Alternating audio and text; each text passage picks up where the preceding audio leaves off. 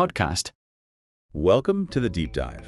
Today, we're tackling something that I know resonates with many of you. Yeah. How to naturally boost your English accent. You've shared some fantastic resources filled with practical advice, and our mission today is to really distill those into the most effective techniques you can start using, like immediately, to speak more clearly and, with greater confidence. That's right. And we recognize that, wanting to speak English with greater clarity is a pretty significant part of many language learning journeys. Yeah.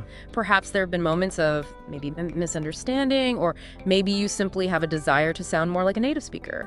These feelings are completely valid. Absolutely. And let's be crystal clear from the start. Your accent is a part of your identity, right? There's absolutely nothing wrong with having one. Not at all. What we're aiming for here isn't to erase your unique way of speaking, but really to empower you with tools so your message is understood and you feel self-assured every time you speak. Exactly. It's about evolving from simply speaking English to truly communicating effectively and feeling that inner confidence while you do it. So get ready. We're about to explore some really tangible, easy to integrate, and honestly, even enjoyable methods that can truly impact your pronunciation and help you sound more natural. By the end of our time together, you'll have a solid set of actionable steps you can start using right away. Okay, let's unpack this. The first technique that really jumped out at me is all about training your ears first. Yeah, and what's so interesting about this is the parallel to how infants acquire their first language. Right. They spend a considerable period just listening, absorbing the sounds and rhythms before they ever utter a word. This initial passive exposure is, fundamental for grasping the subtle nuances of the language. Right, so the idea here is to consciously and actively listen to people who speak English as their first language. The resources you shared suggest picking someone whose voice you actually enjoy listening to. Yeah, that helps. Maybe a YouTuber, an actor, or a podcast host, and really focusing on the way they articulate words, where they emphasize parts of their sentences, the overall flow of their speech. It's like trying to absorb the very sonic texture of the language. And when we connect this to the bigger picture, it's really about internalizing the sound system of English. Yeah. It's not just about recognizing individual sounds, but about getting a feel for the continuous stream of speech. As your materials pointed out, focusing on the music of the language helps you intuitively understand how English naturally rises and falls. Exactly, almost like you're trying to learn the melody. Okay. Now, the second technique builds on this by introducing the idea of becoming a shadow. Can you tell us more about this shadowing technique? Shadowing. Yeah, it's a really effective way to actively engage with spoken English. It involves listening to a brief audio segment from a native speaker and then immediately repeating exactly what they've said. Immediately. Trying to mimic their pronunciation, their intonation, even the speed at which they're speaking. You're essentially acting as their echo, their shadow, following their voice. And the resources break it down into a pretty manageable process. Find a short audio clip, maybe just 10 to 15 seconds long. Yeah, short is key. From a podcast, a movie, whatever. Yeah. Then you play it and try to copy absolutely everything. Yeah. Every single word, every sound, even those little shifts in their voice, their intonation. And the immediacy of the repetition is really key here. It doesn't give you much time to consciously analyze. You're relying more on your ear and your instinct to replicate what you hear as closely as possible. Right. You might need to repeat the clip several times until you feel like your version sounds pretty similar to the original. They even give a great example. The phrase, "I don't know what you're talking about," the idea is to try and say it with the exact same speed and the same emphasis as the person in the clip. It's not just about the individual words, is it? Not at all. No, it's about capturing the emotional coloring and the natural rhythm of spoken English. And what's particularly interesting here is the physical aspect. No. Shadowing actually trains the muscles in your mouth and face to move in the way a native English speakers do. Yeah. You're essentially developing muscle memory for English pronunciation. That makes total sense. Muscle memory. Okay, let's move on to technique number 3, which addresses something I think anyone learning a new language can relate to. Those sounds that just seem determined to trip us up. Oh yeah, this raises a fundamental question. What are the specific sounds in English that you find particularly challenging?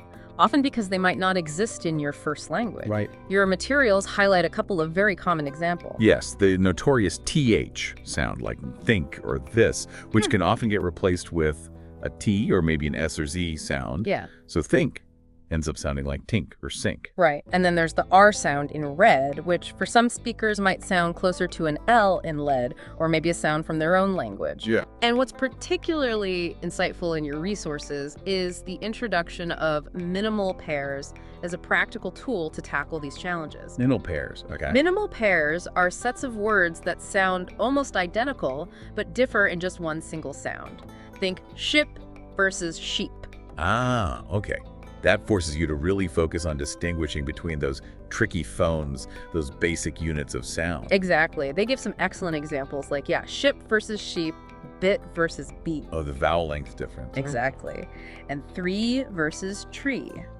The exercise is to say these pairs of words slowly, really exaggerating the sounds that are different. It's all about training your mouth and your ear to produce and hear those distinct sounds accurately.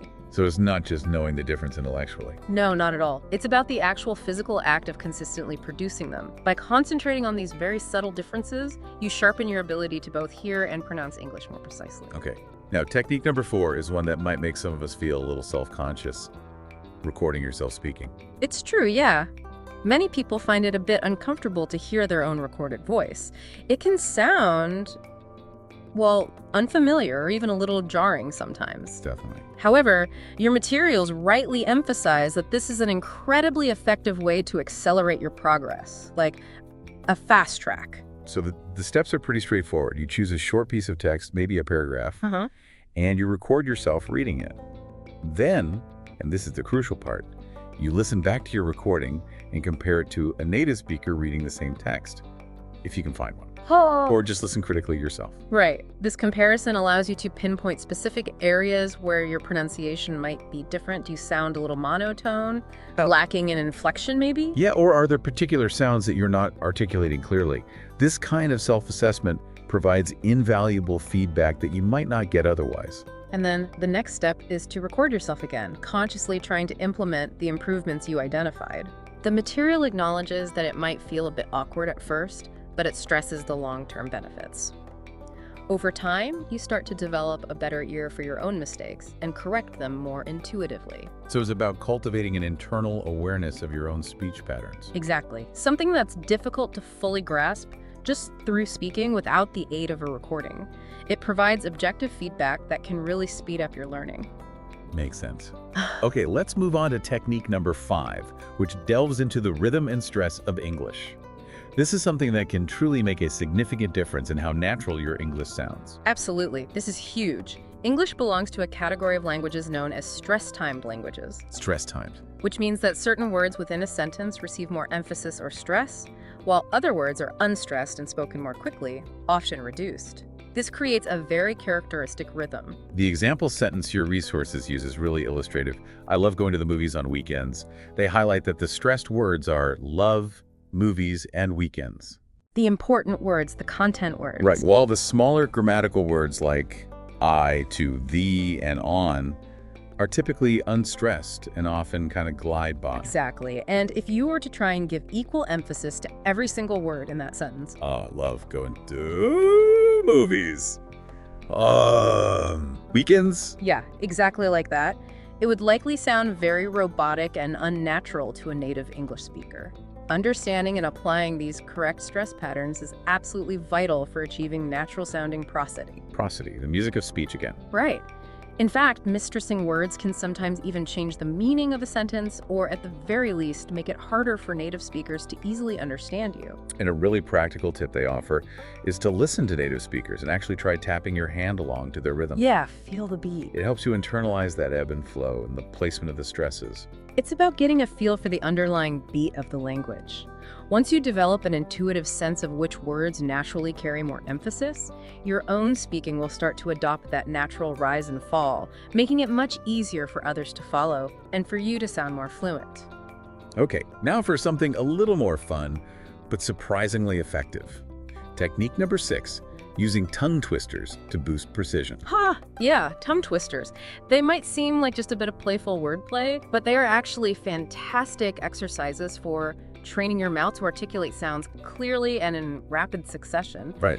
They often target specific combinations of sounds that can be particularly challenging for non-native speakers. They give us some classic examples. She sells seashells at a seashore. Always a tricky one. Definitely. Or red lorry, yellow lorry. Try saying that 5 times fast. Red lorry, yellow lorry, red lorry. Yeah, no. Or Peter Piper picked a peck of pickled peppers. Trying to say these quickly and correctly really forces your mouth to move in new and coordinated ways. I still stumble over some of these. Me too sometimes. But the goal isn't solely about speed, although that's certainly part of the challenge. It's primarily about achieving clear articulation of each individual sound, even when you're saying them one right after the other at a faster pace. This builds dexterity and coordination in your speech muscles, ultimately improving your overall pronunciation precision. Okay, technique number 7. It's something I hadn't really given much conscious thought to, but it makes perfect sense when you think about it. Actively engaging your face muscles. Yeah, it sounds a bit odd maybe, but many individuals learning English, especially those whose native languages don't utilize the same range of facial movement in speech, they tend to underutilize their mouth muscles when speaking English. Like keeping a stiffer upper lip, maybe. Kind of, yeah. But English pronunciation often involves a significant degree of movement in the lips, tongue, and jaw to produce the full spectrum of sounds. Think about vowels like E versus ah. The resources suggest a really simple exercise. Stand in front of a mirror and say a common greeting like, "Hello, how are you?" And pay close attention to the movements of your lips, your tongue, your jaw. Just watch yourself speak. Exactly. Then, the next step is to say it again, but this time, intentionally exaggerate those movements. Open your mouth a little wider on vowel sounds. Really stretch your lips when you pronounce sounds like I or you. Use a bit more energy in your facial muscles overall. It might feel a bit unnatural at first. Probably looks pretty funny too. Probably. But the underlying idea is that by consciously exaggerating these movements during practice, your mouth will gradually become more accustomed to forming English sounds naturally when you're speaking in a normal conversational way. So it's like vocal gymnastics. Sort of. It's essentially about habituating your muscles to the physical demands of English pronunciation. It might feel a little strange or even silly initially, but consistent daily practice of these facial exercises can genuinely lead to noticeable improvements in clarity. Okay, interesting. Now, for technique number 8, something that many people find genuinely enjoyable, singing your way to better pronunciation. Ah, yes, music. It's an incredibly powerful and engaging tool for language learning, and that absolutely includes both pronunciation and rhythm. Yeah. When you sing along to English songs, you're naturally working on these elements in a way that's both fun and memorable. So the advice here is to pick an English song that you enjoy and try to sing along with the artist, really focusing on imitating their pronunciation as accurately as possible. And the resources highlight several key benefits. It directly helps with pronunciation by exposing you to the correct sounds in context. It reinforces the natural rhythm and stress patterns of English as they exist in the song. And linking words too, right? Yes. And it can even help you with linking words together smoothly because singers often do that naturally to fit the music. They suggest starting with slower songs, perhaps by artists like Ed Sheeran or Adele, Yeah, where the lyrics are generally clearer and the tempo is more manageable. before progressing to faster, more complex songs. Maybe avoid rap initially. Maybe, unless you're feeling really ambitious. But seriously, singing can also make the learning process feel less like formal study and more like, well, entertainment. Yeah, that can be a great motivator and help you stay consistent with your practice. Good point. Definitely. Okay, technique number 9 is a really clever one, especially for those who might not have regular opportunities to speak English with other people. Yeah. Utilizing your inner dialogue in English. This is a fantastic way to get in extra practice even when you're by yourself. By consciously making the effort to switch your internal monologue, the thoughts you have in your head, to English. Thinking in English. Thinking in English, exactly. You're constantly engaging with the language and getting your mouth used to forming English sounds, even if you're not actually speaking out loud all the time. The suggestions include trying to describe your day to yourself in English, creating imaginary conversations in your head. Like ordering coffee or asking for directions. Right. Or even pretending that you're explaining something to someone in English. This not only helps build your confidence in using English, but also further familiarizes your mouth, your brain, with the physical movements and thought patterns required for producing different sounds and sentence structures. It's a low-pressure way to become more comfortable. Yeah, no one's listening to your inner monologue, hopefully. Yeah. Okay, and finally, technique number 10 brings us to a really crucial element for any language learner: the importance of perseverance, patience, and consistent practice. Oh, absolutely crucial. Language learning, and specifically working on your accent, is truly a journey. It's not a destination you just arrive at overnight. No quick fixes. No quick fixes. It requires time and dedicated effort to see meaningful progress. It's really important to have realistic expectations and understand that significant change takes consistent application of these techniques. The key message here is to not get discouraged and to keep going. Even relatively short periods of daily practice can lead to substantial improvements over time. And it's worth remembering that the ultimate goal isn't necessarily to achieve a so-called perfect native-like accent. What even is perfect, right? Exactly. It's more about speaking clearly and confidently so that you can communicate effectively and connect with others. Precisely. Embrace the learning process, keep practicing regularly, keep speaking whenever you have the chance, and honestly, don't let mistakes discourage you. They are a natural and absolutely essential part of learning and growing. Couldn't agree more. All right, so we've just taken a really in-depth look at 10 powerful techniques designed to help you naturally improve your English accent. Just to quickly recap. Yeah, let's run through them. We discussed training your ears first, that active listening. Then shadowing, mimicking native speakers. Targeting tricky sounds with minimal pairs. Right. Leveraging the power of recording yourself facing the awkwardness. Yes.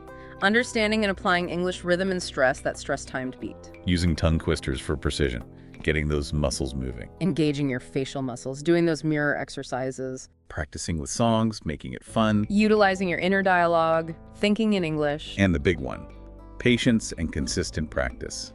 The long game. That really covers a lot of ground. And it brings up an important point for you, our listener.